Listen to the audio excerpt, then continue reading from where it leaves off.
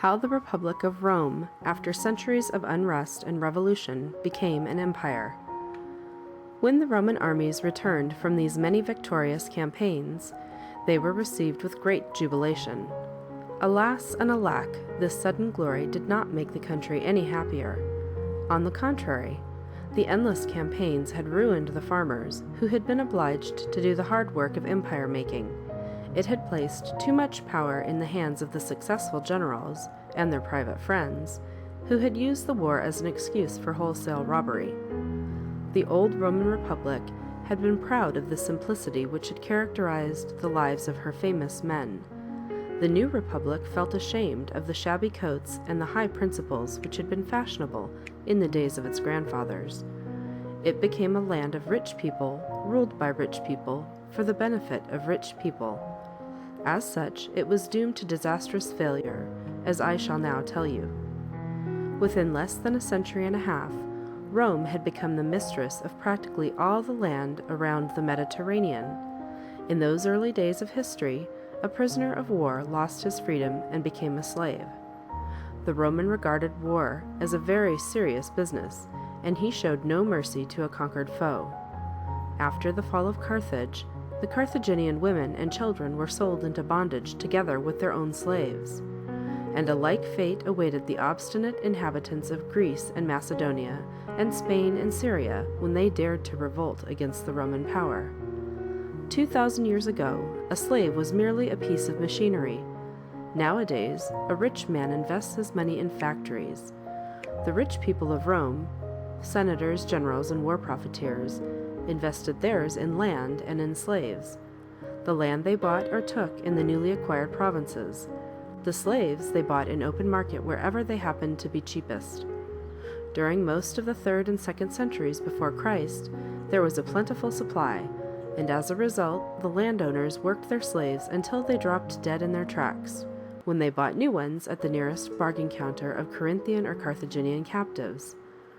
And now behold the fate of the freeborn farmer. He had done his duty toward Rome, and he had fought her battles without complaint. But when he came home after 10, 15, or 20 years, his lands were covered with weeds, and his family had been ruined. But he was a strong man and willing to begin life anew. He sowed and planted and waited for the harvest. He carried his grain to the market together with his cattle and his poultry, to find that the large landowners who worked their estates with slaves could underbid him all along the line. For a couple of years he tried to hold his own. Then he gave up in despair. He left the country and he went to the nearest city. In the city he was as hungry as he had been before on the land, but he shared his misery with thousands of other disinherited beings. They crouched together in filthy hovels in the suburbs of the large cities. They were apt to get sick and die from terrible epidemics. They were all profoundly discontented. They had fought for their country, and this was their reward. They were always willing to listen to those plausible spellbinders who gather around a public grievance like so many hungry vultures, and soon they became a grave menace to the safety of the state. The class of the newly rich shrugged its shoulders. "We have our army and our policemen," they argued. "They will keep the mob in order." And they hid themselves behind the high walls of their pleasant villas and cultivated their gardens and read the poems of a certain Homer, which a Greek slave had just translated into very pleasing Latin hexameters. In a few families, however, the old tradition of unselfish service to the Commonwealth continued. Cornelia, the daughter of Scipio Africanus, had been married to a Roman by the name of Gracchus. She had 2 sons, Tiberius and Gaius. When the boys grew up, they entered politics and tried to bring about certain much-needed reforms. A census had shown that most of the land of the Italian peninsula was owned by 2,000 noble families. Tiberius Gracchus, having been elected a tribune, tried to help the freemen. He revived 2 ancient laws, which restricted the number of acres which a single owner might possess.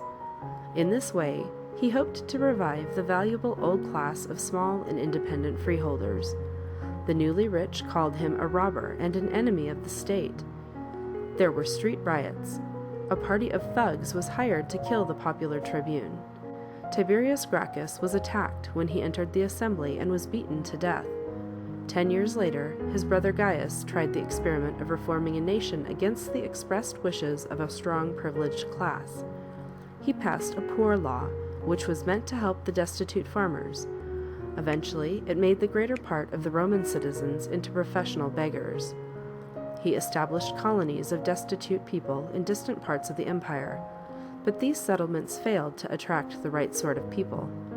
Before Gaius Gracchus could do more harm, he too was murdered, and his followers were either killed or exiled. The first two reformers had been gentlemen. The two who came after were of a very different stamp. They were professional soldiers. One was called Marius.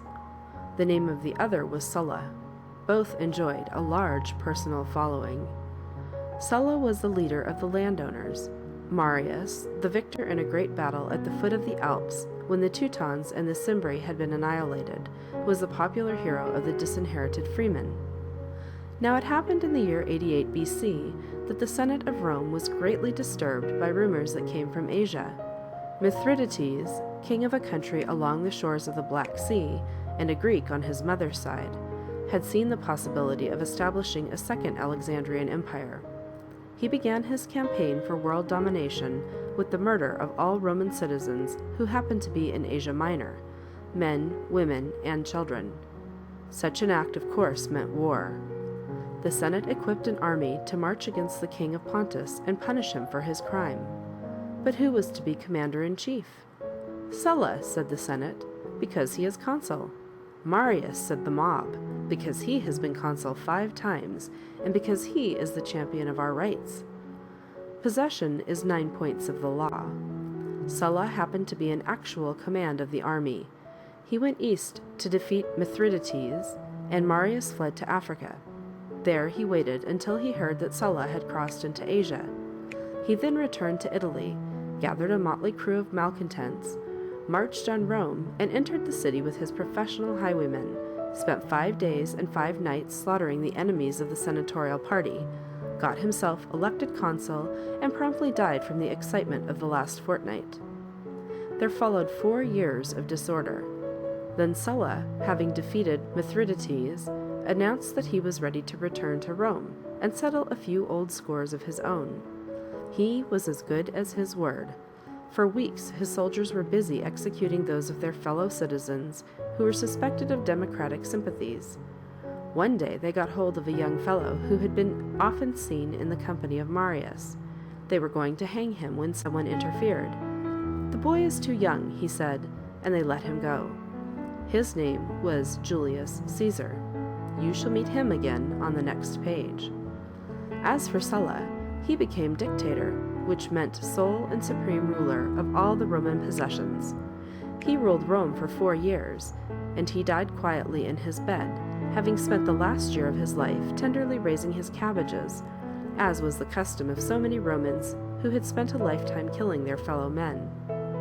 But conditions did not grow better. On the contrary, they grew worse.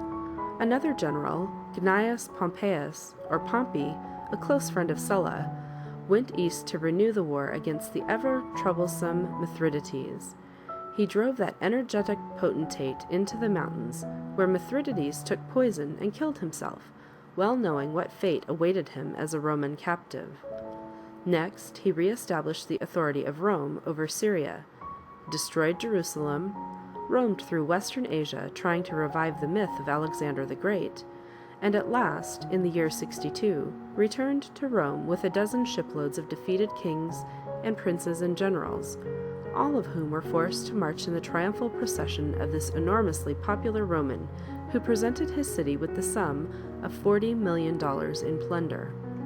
It was necessary that the government of Rome be placed in the hands of a strong man. Only a few months before, the town had almost fallen into the hands of a good-for-nothing young aristocrat by the name of Catiline, who had gambled away his money and hoped to reimburse himself for his losses by a little plundering. Cicero, a public-spirited lawyer, had discovered the plot, had warned the Senate, and had forced Catiline to flee. But there were other young men with similar ambitions, and it was no time for idle talk. Pompey organized a triumvirate, which was to take charge of affairs. He became the leader of this vigilante committee. Gaius Julius Caesar, who had made a reputation for himself as governor of Spain, was the second in command. The third was an indifferent sort of person by the name of Crassus. He had been elected because he was incredibly rich, having been a successful contractor of war supplies. He soon went upon an expedition against the Parthians and was killed. As for Caesar, who was by far the ablest of the three, he decided that he needed a little more military glory to become a popular hero. He crossed the Alps and conquered that part of the world which is now called France. Then he hammered a solid wooden bridge across the Rhine and invaded the land of the wild Teutons. Finally, he took ship and visited England. Heaven knows where he might have ended if he had not been forced to return to Italy. Pompey, so he was informed, had been appointed dictator for life. This, of course, meant that Caesar was to be placed on the list of the retired officers, and the idea did not appeal to him. He remembered that he had begun life as a follower of Marius. He decided to teach the senators and their dictator another lesson. He crossed the Rubicon River, which separated the province of Cisalpine Gaul from Italy. Everywhere he was received as the friend of the people. Without difficulty, Caesar entered Rome and Pompey fled to Greece. Caesar followed him and defeated his followers near Pharsalus. Pompey sailed across the Mediterranean and escaped to Egypt. When he landed, he was murdered by order of young King Ptolemy. A few days later, Caesar arrived. He found himself caught in a trap. Both the Egyptians and the Roman garrison, which had remained faithful to Pompey, attacked his camp. Here you see a picture of Caesar crossing the bridge going west. Fortune was with Caesar. He succeeded in setting fire to the Egyptian fleet. Incidentally, the sparks of the burning vessels fell on the roof of the famous Library of Alexandria, which was just off the waterfront, and destroyed it. Next, he attacked the Egyptian army, drove the soldiers into the Nile, drowned Ptolemy, and established a new government under Cleopatra, the sister of the late king. Just then, word reached him that Pharnaces, the son and heir of Mithridates, had gone on the warpath. Caesar marched northward, defeated Pharnaces in war which lasted 5 days, sent word of his victory to Rome in the famous sentence, Vini, Vidi, Vici, which is Latin for I came, I saw, I conquered, and returned to Egypt, where he fell desperately in love with Cleopatra, who followed him to Rome when he returned to take charge of the government in the year 46. He marched at the head of not less than 4 different victory parades, having won 4 different campaigns. Then Caesar appeared in the Senate to report upon his adventures, and the grateful Senate made him dictator for 10 years. It was a fatal step. The new dictator made serious attempts to reform the Roman state. He made it possible for free men to become members of the Senate. He conferred the rights of citizenship upon distant communities, as had been done in the early days of Roman history. He permitted foreigners to exercise influence upon the government. He reformed the administration of the distant provinces, which certain aristocratic families had come to regard as their private possessions. In short, he did many things for the good of the majority of the people, but which made him thoroughly unpopular with the most powerful men in the state. 100 young aristocrats formed a plot to save the Republic. On the Ides of March, the 15th of March, according to that new calendar which Caesar had brought with him from Egypt, Caesar was murdered when he entered the Senate. Once more, Rome was without a master. Here you see a picture of the great Roman Empire, a map with a wall drawn around the Roman Empire, which extends through most of Europe and part of northern Africa. There were 2 men who tried to continue the tradition of Caesar's glory. One was Antony, his former secretary. The other was Octavian, Caesar's grandnephew and heir to his estate. Octavian remained in Rome, but Antony went to Egypt to be near Cleopatra, with whom he too had fallen in love, as seems to have been the habit of Roman generals. A war broke out between the two. In the Battle of Actium, Octavian defeated Antony. Antony killed himself, and Cleopatra was left alone to face the enemy. She tried very hard to make Octavian her 3rd Roman conquest. When she saw that she could make no impression upon this very proud aristocrat, she killed herself, and Egypt became a Roman province. As for Octavian, he was a very wise young man, and he did not repeat the mistake of his famous uncle. He knew how people will shy at words. He was very modest in his demands when he returned to Rome. He did not want to be a dictator. He would be entirely satisfied with the title of the Honorable. But when the Senate a few years later addressed him as Augustus, the Illustrious, he did not object, and a few years later the man in the street called him Caesar or Kaiser, while the soldiers, accustomed to regard Octavian as their commander-in-chief, referred to him as the chief, the imperator or emperor. The Republic had become an empire, but the average Roman was hardly aware of the fact. In 14 AD, his position as the absolute ruler of the Roman people had become so well established that he was made an object of that divine worship which hitherto had been reserved for the gods, and his successors were true emperors, the absolute rulers of the greatest empire the world has ever seen. If the truth be told, the average citizen was sick and tired of anarchy and disorder. He did not care who ruled him, provided the new master gave him a chance to live quietly and without the noise of eternal street riots. Octavian assured his subjects 40 years of peace. He had no desire to extend the frontiers of his domains. In the year 9 AD, he had contemplated an invasion of the northwestern wilderness, which was inhabited by the Teutons. But Varus, his general, had been killed with all his men in the Teutoburg woods, and after that the Romans made no further attempts to civilize these wild people. They concentrated their efforts upon the gigantic problem of internal reform, but it was too late to do much good. 2 centuries of revolution and foreign war had repeatedly killed the best men among the younger generations. It had ruined the class of the free farmers. It had introduced slave labor, against which no free man could hope to compete. It had turned the cities into beehives inhabited by pauperized and unhealthy mobs of runaway peasants. It had created a large bureaucracy, petty officials who were underpaid and who were forced to take graft in order to buy bread and clothing for their families.